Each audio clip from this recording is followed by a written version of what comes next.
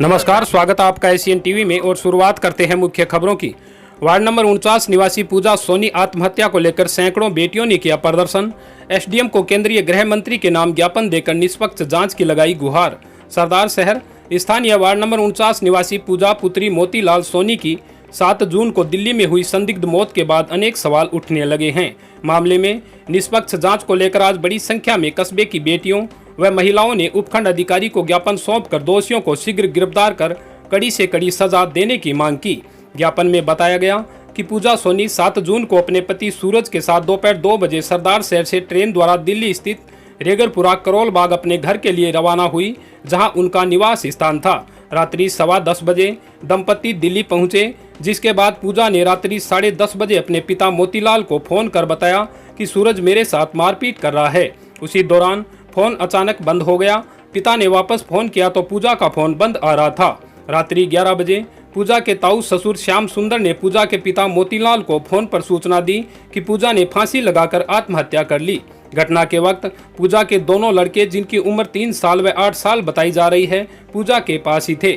ज्ञापन में यह भी बताया कि पूजा का पति सूरज आदतन शराबी है तथा पूजा के साथ पहले भी अक्सर मारपीट करता था। विरोध प्रदर्शन में सर्व समाज की सैकड़ों महिलाओं सहित पीहर पक्ष के लोगों ने पूजा की हत्या होने की आशंका जताते हुए उसके पति सूरज पर गंभीर आरोप लगाए हैं तथा निष्पक्ष जांच कर दोषियों को कड़ी से कड़ी सजा दिलवाने की मांग की है। हमें मतलब इंसाफ के लिए हम प्रदर्शन कर रहे हैं। जो भी मतलब पूजा के साथ हुआ है वो आज किसी भी लड़की के साथ हो सकता है। इसी प्रकरण में हम यहाँ खड़े हैं कि पूजा को इंसाफ मिले और उस हत्यारे को जल्द से जल्द फांसी मिले। मतलब उसको पकड़े, पुलिस कुछ तो कार्रवाई करे कि उसको पकड़ के लाए।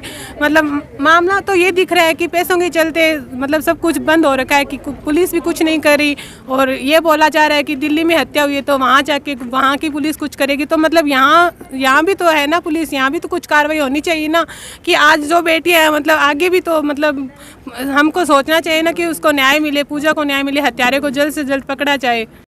ये मतलब वो तो बोल रहे हैं सुसाइड है, लेकिन सुसाइड तो वो कर ही नहीं सकती। उन्होंने गला घोंट के मतलब उसको फंदे पे लटकाया। जो उन्होंने जो भी साजिश की है उसको मतलब जानबूझ के बोला गया है, झूठ बोला गया है कि ये हुआ है, फांसी दी गई है। फांसी दी गई है उसको मतलब गला घोंट के, उस मतलब नाक के अंदर खून आ रहा है।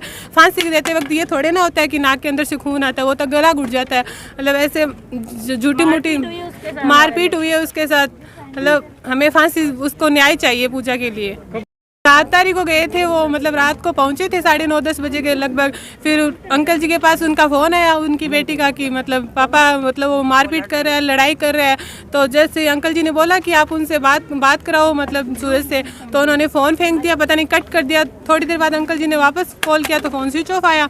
तो फिर इसके अनुसार मतलब फिर 15-20 मिनट बाद के बाद वापस फ़ोन आया कि मतलब आपकी लड़की ने सुसाइड कर लिया। उनके जो भी है उन्होंने जानकारी दी। अब इतनी देर में कौन सुसाइड कर सकता है? हमें तो न्याय चाहिए, मतलब पूजा के लिए न्याय चाहिए। ऐसा नहीं होना चाहिए, फिर तो कोई भी मतलब किसी भी लड़की के साथ ऐसा कर सकता है। तेरी तानाशाही नहीं चलेगी, नहीं चलेगी। मोदी तेरी तानाशाही नहीं चलेगी, नहीं चलेगी। मोदी तेरी गुंडागर्दी नहीं चलेगी, नहीं चलेगी। मोदी तेरी गुंडागर्दी नहीं चलेगी, नहीं चलेगी। बढ़ते हैं अगली खबर के लिए। डीजल, गैस व पेट्रोल की बढ़ती कीमतों को लेकर कांग्रेस ने किया विरोध प्रदर्शन। केंद्र सरकार के खिलाफ जमकर की नारेबाजी। सरदार शहर स्थानीय कांग्रेस कार्यकर्ताओं एवं पार्षदों ने राजस्थान कांग्रेस कमेटी के निर्देश एवं विधायक पंडित भंवरलाल शर्मा के सानिध्य में देश को बढ़ती महंगाई को लेकर विरोध प्रदर्शन करते हुए केंद्र सरकार के खिलाफ जमकर नारेबाजी की। दोपहर 12 बजे चिलचिलाती धूप में कांग्रेस कार्यकर्ता मेगा हाईवे स्थित कमल सर्विस सेंटर पहुंचे तथा पेट्रोल, डीजल व अन्य वस्तुओं पर बढ़ती महंगाई को लेकर केंद्र सरकार पर जमकर निशाना साधा। नगर अध्यक्ष महावीर माली ने कहा कि जब से केंद्र में बीजेपी की सरकार आई है तब से दिनों दिन महंगाई बढ़ती जा रही है तथा मोदी सरकार हर मोर्चे पर विफल साबित हुई है। वहीं पार्षद ताराचंद सैनी ने कहा कि कमर तोड़ महंगाई से जहां आम आदमी त्रस्त है, वहीं मोदी सरकार नशे में चूर होकर जनता की आवाज को दबाने का प्रयास कर रही है। विरोध प्रदर्शन में मास्टर उमरदीन, चेयरमैन राजकरण चौधरी, मनफूल फौजी, पार्षद राजेश पारिक, राजेंद्र मोदी, सुरेश तिवारी, सीताराम चौहान, राजू देवी चौहान, फारूक जान मोहम्मद, हरलाल बेनीवाल, भूमि विकास चेयरमैन ईसर राम डूडी, जितेंद्र सिंह राजवी सहित अनेक कांग्रेस कार्यकर्ता व पार्षद शामिल हुए। इस मौके पर बेगराज गुर्जर की अध्यक्षता में 50 बस चालकों ने भी विरोध प्रदर्शन में शामिल होकर कांग्रेस का समर्थन किया। आज ये धरना हमारी कांग्रेस पार्टी ने पूरे हिंदुस्तान में धरना का कार्यक्रम रखा है पेट्रोल पंपों पे। इसी कड़ी में हम सदारसर में हमारे नगर पालिका अध्यक्ष के नेतृत्व में यहाँ धरना दे रहे हैं और हमारे सभी कार्यकर्ता पधारे हैं। हम डीजल और पेट्रोल और गैस का विरोध कर रहे हैं और हम यदि ये सरकार आज के एक दिन के धरने से नहीं मानेगी तो हमें मजबूरन होकर हमारी पार्टी का तो दिशा निर्देश मिलेंगे, हम सड़कों पे उतरेंगे, इस मोदी और अमित शाह के खिलाफ धरना देंगे, प्रदर्शन करेंगे और देशव्यापी। और ये मोदी सरकार ऐसी सरकार है कि ये इस देश को अंडानी और अंबानी के गिरवी रख देगी। मैं सभी हिंदुस्तान के नागरिकों से अपील करता हूं कि सभी एकजुट होकर पार्टियों को भूल जाओ और इस मोदी सरकार के लगाम गाल लो। सरकार नहीं फेंकेंगे। आप लोग कहते हैं पहले टेलर आएगा, पाँच महीने बाद 5 राज्यों में चुनाव है, उस चुनाव में जैसे बंगाल में दिखा दिया उसी तरह 5 राज्यों में जनता दिखाएगी। जनता ने हमारे देश के किसान 70 दिनों से तड़प रहे हैं, इस सरकार में कुछ नहीं हो रहा है क्योंकि इस सरकार में तो ये होगी कि धरना दो, कुछ दो, क्योंकि ये पहले देकर देते थे, लेकिन ये आरएसएस वाले भाइयों को लड़ा रहे हैं, हिंदू मुस्लिम को लड़ा रहे, कोई विकास का मतलब नहीं है इनको। ये भारतीय जनता पार्टी के राष्ट्रीय स्तर के नेता हो चाहे राज्य स्तर के नेता हो, सारे के सारे भारतीय जनता पार्टी के बेशरम नेता मुंह छुपाकर आज की बढ़ती हुई महंगाई में घर में छुपकर बैठे हैं। सबसे पहला दायित्व उनका था कि वो अपनी सरकार के विरोध करते और अपनी सरकार के बड़े नेताओं को, शीर्ष नेतृत्व को बता के कि आज से कुछ वर्ष पूर्व जब वो अपने गले में प्याज की माला टांग कर बैठे थे उस समय महंगाई कितनी थी और आज कितनी है। आज वो मुंह छुपाकर घर में बैठे हैं। हम कांग्रेस के कार्यकर्ता आज देशव्यापी आंदोलन कर रहे हैं, उसी के अनुरूप बढ़ती हुई महंगाई के विरोध में आज हमने यहाँ पर पेट्रोल पंप पर धरना दिया है। आपका सवाल कि राजस्थान से पहले काफ़ी राज्यों में पेट्रोल डीजल के भाव अधिक हैं। राजस्थान में आय का स्रोत केवल पेट्रोल और डीजल है, उसी के अनुरूप भाव बढ़ रहे हैं। इसके अलावा केंद्र सरकार ने एक्साइज ड्यूटी जो कि केंद्र राज्य सरकार का हिस्सा हुआ करती है वो हटा के अन्य टैक्सेस लगा दिए हैं, जिनकी वजह से राजस्थान में पेट्रोल और डीजल के भाव महंगे हैं। जयपुर ग्रेटर महापौर सौम्या गुर्जर को बहाल करने की मांग। भाजपा कार्यकर्ताओं ने राज्यपाल के नाम उपखंड अधिकारी को सौंपा ज्ञापन। सरदार शहर भारतीय जनता पार्टी कार्यकर्ताओं ने जयपुर ग्रेटर नगर निगम की महापौर डॉक्टर सौम्या गुर्जर, 2 चेयरमैन तथा 1 पार्षद को बिना किसी कारण के निलंबित किए जाने के विरोध में शुक्रवार को उपखंड कार्यालय में विरोध प्रदर्शन कर व नारेबाजी करते हुए महापौर को पुनः बहाल करने की मांग की एवं महामहिम राज्यपाल महोदय के नाम उपखंड अधिकारी को ज्ञापन दिया। इस अवसर पर जिला महामंत्री जितेंद्र शर्मा ने कहा कि महापौर को राजनीति से प्रेरित होकर निलंबित करना दुर्भाग्यपूर्ण है एवं कांग्रेस सरकार लोकतंत्र की हत्या का प्रयास कर रही है। अगर गहलोत सरकार ने जयपुर महापौर को पुनः बहाल नहीं किया तो भाजपा कार्यकर्ताओं द्वारा प्रदेश भर में उग्र आंदोलन एवं धरना प्रदर्शन किया जाएगा। विरोध प्रदर्शन में जिला प्रवक्ता श्यामलाल जोशी, मंडल अध्यक्ष नारायण माली, नेता प्रतिपक्ष राकेश टाक, महामंत्री बाबूलाल प्रजापत, विमल शर्मा, पूर्व मंडल अध्यक्ष राजेंद्र सोनी, पूर्व प्रधान सत्यनारायण सारण, पूर्व नगर पालिका उपाध्यक्ष मुरलीधर सैनी, पार्षद मदन ओझा, अमरचंद मीणा, ओम प्रकाश सारण, सुनील कुमार आदि सहित अनेक भाजपा कार्यकर्ता शामिल हुए। जयपुर ग्रेटर महापौर श्रीमती सौम्या गुर्जर को कांग्रेस की ये जो दमनकारी सरकार है, लोकतंत्र की जो हत्यारी सरकार है, उसने रात के अंधेरे में जिस तरह से बर्खास्त करके लोकतंत्र का गला घोंटा है, उसके खिलाफ पूरे राजस्थान प्रदेश का आमजन इस कांग्रेस की कारगुजारियों से दुखी है। अपने खुद की अंतर्कलह को छुपाने के लिए इन्होंने ये घृणित कार्य किया है। और सब जानते हैं कि अपनी इस अंतर्कलह से ये बचने वाली नहीं है। और सबका, प्रदेश का, जनता का जो इस गर्मी के इस माहौल में पेयजल की समस्याएं, कोरोना के संदर्भ में जो अव्यवस्थाएं जो सरकार के द्वारा हुई है, इन सब को छुपाने के लिए, इन सब से ध्यान बंटाने के लिए ये कार्य किया है।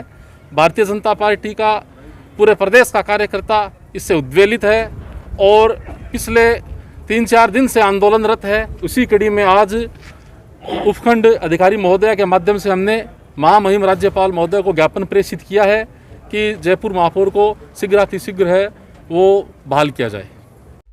मांगे हमारा टैक्स, हमारा टैक्स, हमारा टैक्स, हमारी यूनियन जिंदाबाद, हमारी यूनियन जिंदाबाद। प्राइवेट बस ऑपरेटर एसोसिएशन ने एसडीएम को सौंपा ज्ञापन, टैक्स में छूट देकर राहत प्रदान करने की लगाई गुहार। सरदार शहर क्षेत्र के प्राइवेट बस ऑपरेटर एसोसिएशन के पदाधिकारियों ने एसडीएम रीना छिपा को मुख्यमंत्री के नाम ज्ञापन देकर बस ऑपरेटरों को राहत प्रदान करने की मांग की है।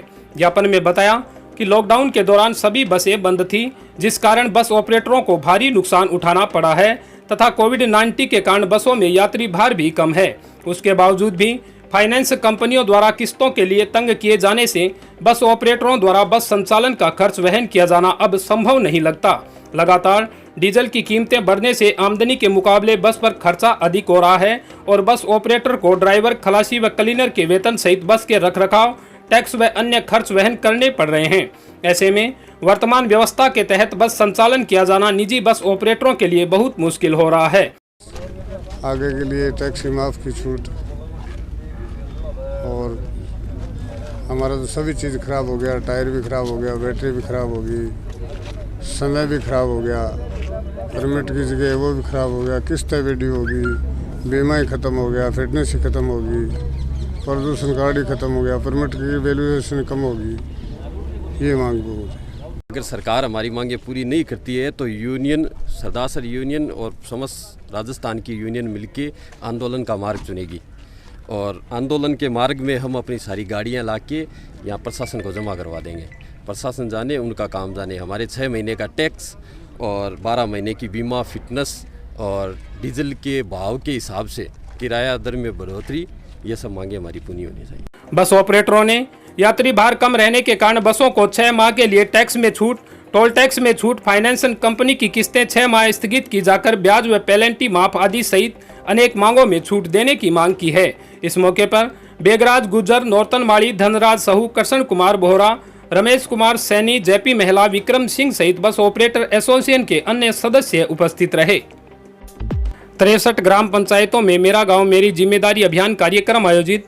प्रधान निर्मला राजपुरोहित ने मेहरी ग्राम वासियों को दिलाई शपथ। सरदार शहर उपखंड अधिकारी रीना छिपा के निर्देशानुसार सरदार शहर पंचायत समिति की 63 ग्राम पंचायतों में मेरा गांव मेरी जिम्मेदारी कोरोना मुक्त भारत अभियान के अंतर्गत सभी राजीव गांधी सेवा केंद्रों में कोरोना मुक्त ग्राम की प्रतिज्ञा ली। ग्राम स्तरीय कोर ग्रुप कमेटी के सदस्यों, एंटी कोविड टीम के सदस्यों, आंगनबाड़ी कार्यकर्ता, आशा सहयोगिनी, ग्राम पंचायत के जनप्रतिनिधियों ने इस बैठक में भाग लिया।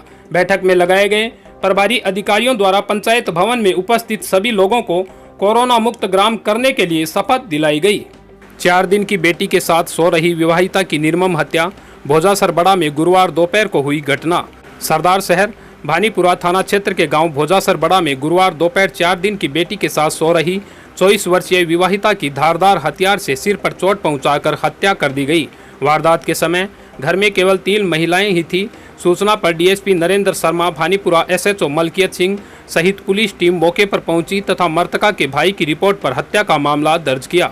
मृतका के भाई ने अपने बहनोई पर संदेह जताया है। डीएसपी नरेंद्र शर्मा के अनुसार सीताराम स्वामी भोजासर बड़ा ने लिखित रिपोर्ट दी कि गुरुवार की सुबह 11:30 बजे वह खाना खाकर बाहर चला गया था। दोपहर में उसकी मां बच्चों के साथ बाहर बैठक में और बहन बाहर छपरे में सो रही थी। उसकी बहन मंजू अपनी 4 दिन की बेटी के साथ अंदर कमरे में सो रही थी। दोपहर में किसी ने धारदार हथियार से सिर पर चोट पहुंचाकर उसकी बहन की हत्या कर दी। रिपोर्ट में बताया कि गुरुवार सुबह 11 बजे उसके जीजा सुरेंद्र का उसकी बहन के पास फोन आया था। रिपोर्ट में यह भी बताया कि उसे शक है कि उसका जीजा सुरेंद्र अपनी नानी के बहकावे में आकर उसकी बहन की हत्या कर सकता है। सुरेंद्र फिलहाल अपनी नानी के पास गांव शिमला में रहता है। मुनीराम स्वामी की 2 बेटियां रचना और मंजू की शादी गांव पांडुसर नोहर के 2 भाइयों के साथ की हुई थी। आपको बता दें, रचना के 3 माह पहले प्रसव हुआ था एवं मंजू के 4 दिन पहले 6 जून को बेटी हुई थी। डीएसपी शर्मा ने बताया कि मुनीराम दास स्वामी ट्रक चलाता है और 4-5 दिन पहले ट्रक लेकर जोधपुर की तरफ गया हुआ था। घर में मुनीराम दास की पत्नी, बेटी रचना व मंजू ही थी। बेटा सीताराम गांव में गया हुआ था। मंजू अपनी 4 दिन की बेटी के साथ कमरे में सो रही थी। उसकी मां बाहर बैठक व बहन छपरे में थी। विवाहिता की हत्या को लेकर देर रात तक कुछ भी साफ नहीं हो पाया तथा कुछ बड़े सवाल अब भी बने हुए हैं। बड़ा में कल करीबन 2 और 3 के बीच में मंजू अपने घर में सोई हुई थी और उनके पिता और उसका भाई जोधपुर गए हुए थे और 2 और 3 के बीच में करीबन एक अज्ञात आदमी घर में आया जिसने तेज़ धारदार हथियार से उसके सिर में चोट मारी और चोट मार उसका मर्डर किया। इस संबंध में रात को मुकदमा दर्ज हुआ है और इस समय भी मेडिकल बोर्ड का गठन किया हुआ है, जो कि इसका मेडिकल बोर्ड से पोस्टमार्टम कराया जा रहा है। उसका दाह संस्कार करवाया जाएगा। ये एक अज्ञात मामला है और हर जो बारीकियाँ हैं उससे देख रहे हैं ये और इसके बारे में जानकारी। इसने शक सुबह जाहिर किया है अपने मृतका के पति पर कि हमें शक है कि वो ये कर सकता है ये, और इस संबंध में भी पूछताछ जारी है और इसके आगे जो भी कार्रवाई होगी। ये धारदार हथियार है जिसमें करीबन सिर में लंबी और एक 2.5 इंच लंबी और करीबन 1.5 इंच गहरा घाव है और धारदार हथियार से ही इसका मर्डर हुआ है। अभी खुलासा नहीं हो पाया ये, क्योंकि ये दोपहर का समय था। किसी ने इसको भागते हुए किसी अज्ञात व्यक्ति को देखा नहीं है और घर में उसकी माँ और उसकी बहन थी जिससे भी पूछताछ की गई। उसकी बहन बाहर छप्परों में सोई हुई थी, माँ बाहर कमरे में सोई हुई थी। एक आदमी उसने अज्ञात निकलते बताया गया, लेकिन उनके बारे में जानकारी नहीं दी है कि वो आदमी कौन था और कहाँ से आया था और कहाँ गया। आसपास के पड़ोसी से पूछताछ भी की गई है, जिन्होंने इस संबंध में किसी आदमी को भागना और देखना जाहिर नहीं किया। और भी इसमें सोर्स लगाए हुए हैं और पता करके जानकारी दी जाए। करीबन 2 और 3 के आसपास की घटना बता रहे हैं, क्योंकि 3 बजे आसपास इसके भाई को सूचना मिली मृतका के और वो मौके पर आया। उसकी बॉडी को छोटा भोजा से छोटा लेकर गए, वहाँ पर इसको डॉक्टर को चेक कराया। धारदार हथियार से चोट पहुंचाने पर मंजू चिल्लाई भी होगी, लेकिन घर में मौजूद मंजू की मां और बहन को पता नहीं चला। हत्या दोपहर में हुई और किसी ने आरोपी को आते जाते भी नहीं देखा। एसपी नरेंद्र शर्मा के अनुसार मृतका के भाई की रिपोर्ट पर हत्या का मामला दर्ज किया गया है। रिपोर्ट में बहनोई पर शक जताया है। हर एंगल से मामले की जांच कर जल्द खुलासा करने का प्रयास किया जाएगा। इसी के साथ मैं मुनालाल राव, आप बने रहिए एशियन टीवी में। धन्यवाद।